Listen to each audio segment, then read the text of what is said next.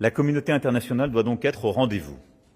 C'est pourquoi j'ai dit au président que s'il continuait de faire son chemin, nous ferions le nôtre. D'abord en poursuivant la levée progressive des sanctions économiques européennes.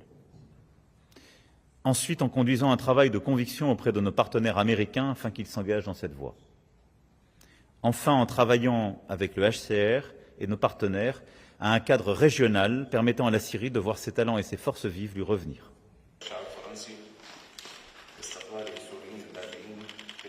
Et je pense que l'intérêt de tous, y compris l'intérêt des Américains, est aujourd'hui de réfléchir et plutôt d'agir pour nous accompagner dans la levée des sanctions à l'égard du peuple syrien, pour permettre plus vite de reconquérir, plus vite de rebâtir et de réaccueillir des réfugiés sur son sol, et de tarder au maximum pour le retrait de ses forces en Syrie, parce que simplement, la question sécuritaire demeure. Combattants étrangers qui sont chez vous, on a détenus dans les prisons kurdes au nord-est syrien, la France ne souhaite...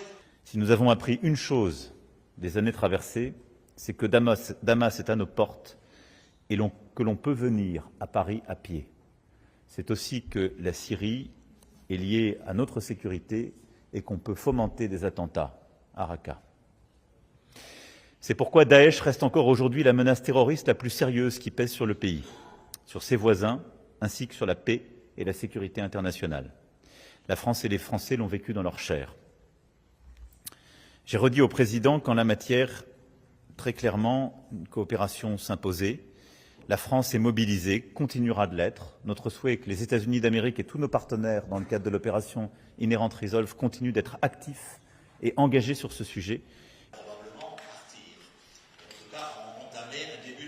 بالنسبة للمفاوضات غير المباشرة مع المفاوضات مع إسرائيل، هناك مفاوضات غير مباشرة تجري عبر الوسطاء لتهدئة الأوضاع ومحاولة امتصاص الوضع بأن لا تصل الأمور إلى حد يفقد السيطرة عليه كلا الطرفين. فتدخلات إسرائيل تدخلات عشوائية، وتدخلات إسرائيل كسرت قانون اتفاق 1974.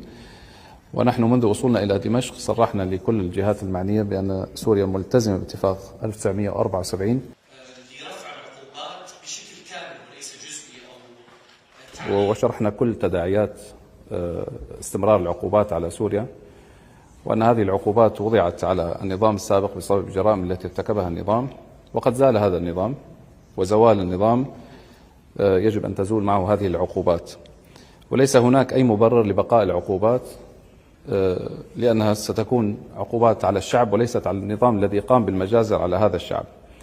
فأعتقد أن السيد ماكرون متفهم لهذا الأمر. بالمقابل ما الخطوات الجدية المتوقعة؟ وقد بحثنا مع الرئيس ماكرون مساهمة فرنسا في جهود إعادة الإعمار. ندرك أن التحديات جسيمة، فإعادة البناء ليست مجرد مسألة ميزانيات وإسمنت، إنها إعادة بناء الثقة ومواجهة الآثار النفسية العميقة، وضمان بأن لا يحكم السوريون مجددا بالخوف أو الصمت. لا مكان مستقبلا للفتن الطائفية ولا للسماح بانتهاك سيادتنا من أطراف خارجية.